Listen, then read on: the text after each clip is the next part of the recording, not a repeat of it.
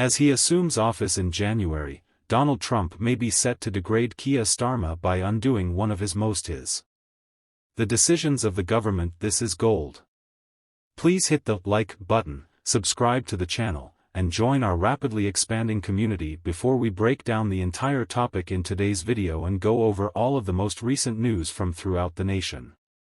Just a brief note to let you know that we have brand new Stuck Farmer t-shirts in stock.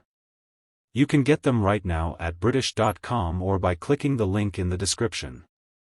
The Chagos Islands future and a covert Yuku's Donald Trump and Keir Starmer are expected to engage in an early brawl at airbase as the president-elect tries to veto the contentious agreement approved by the Prime Minister and supported by Joe Biden. According to independent reports, Mr. Trump's transition team has asked the Pentagon for legal assistance over the deal that gave the British-controlled Chagos Islands to more people. According to government sources, Mr. Trump is attempting to veto the agreement due to concerns about global security, which is scheduled to take effect following his inauguration in January. It follows British Stand's disclosure that Nigel Farage supporters had pressured Mr. Trump's team to look into the ramifications of the Chagos Islands deal before last week's U.S. election. Mr. Farage also stated that Mr. Trump would be trying to veto the deal, saying it's happening. The dispute is a component of a nightmare that is playing out on the other side of the Atlantic. As President-elect Trump, Foria unexpectedly names hardliners like Marco Rubio as Secretary of State. As Defense Secretary and Fox News host Pete Hegseth, both men have opposed the Churros Plan and seek to halt aid to Ukraine. The announcement of a defense agreement with Romania on Wednesday, after one with Germany and a proposed one with Poland, seemed to be part of a plan to balance a hostile right-wing White House across the Atlantic. Meanwhile, former owner Elon Musk, who spent the summer disparaging the Prime Minister and Labour, is to serve as an advisor for the administration. Southeast Asia views the Chagos Islands, which are a part of the British Indian Ocean, as strategically significant.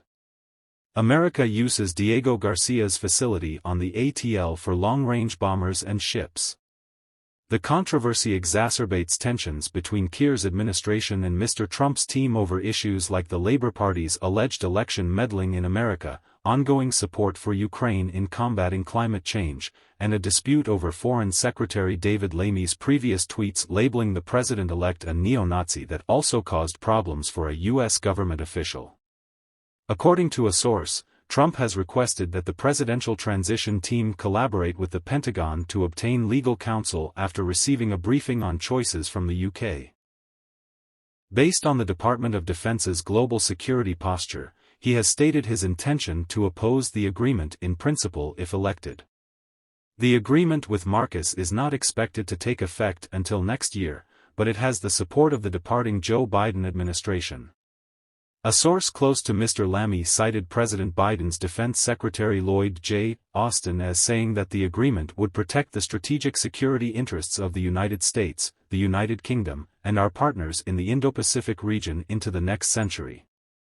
The UK advice provided to Mr. Trump was compiled with the assistance of Brexit lawyer Martin Howe KC. According to the legal note, a ruling by the International Court of Justice to uphold Marcus's claim to the Chagos Islands, which served as the basis for Mr. Lamy's handover decision, is merely advisory.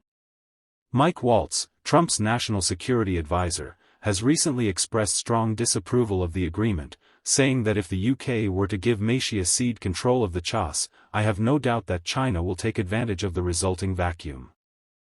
In answer to a pressing query from Mr. Farage, Mr. Trump's choice for Secretary of State, Marco Rubio, called the agreement alarming because it would give Communist China a chance to obtain important intelligence on our naval support facility in Mauritius. We would not have tolerated a deal that compromised our national security, said Europe Minister Stephen Dye. He also stated that he is certain that the UK's allies would support the UK government once the details are released. Mr. Farage told the House that he warned Foreign Secretary Mr. Lamy 6 weeks ago in this chamber that this was a grave mistake to make, considering that the US presidential election was approaching on November 5. The Reform UK leader said, "I can assure you that having been in America last week knowing the incoming Defense Secretary Fox News host and Army veteran Pete Hegseth, there is outright hostility to this deal, he added. A senior Trump aide told me that, from a conservative perspective, Diego Garcia was the most significant island in the world. Former Tory leader Sir Ian Duncan Smith called for a new deal to allow the Chazan to return and remain British citizens, pointing out that the Mackian government Labour who made the deal is now out of office. He said that the deal was made with the wrong people at the wrong time for the wrong reasons. Shadow Foreign Secretary Dame Prabha Patel called the deal a mistake, stating that the world was in a more dangerous state than ever before. In the meantime, following recent elections in both Mauritius and the US, the president of the Conservative Friends of Overseas Territories, Lord Blencathra, declared that Labour's Chas Island deal was doomed. He said that Labour needed to read the room and abandon its disastrous surrender of the Chas Islands, given the outcomes of the elections in both countries. I wrote today to Marco Rubio, who is expected to become the next U.S. Secretary of State, and the future U.S. National Security Advisor, who have previously expressed their concerns, asking them to clarify to Labour that the incoming U.S. government opposes the transfer of the Chagos Islands.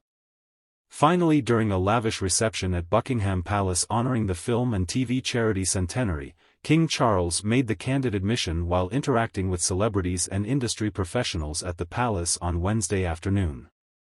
The emotional revelation occurred during conversations with the documentary's makers, Karen Field and Nade Chowdhury Flatt, where the monarch revealed he had been moved to tears while watching a preview of the program in Scotland. "I'm really glad that the king told the filmmakers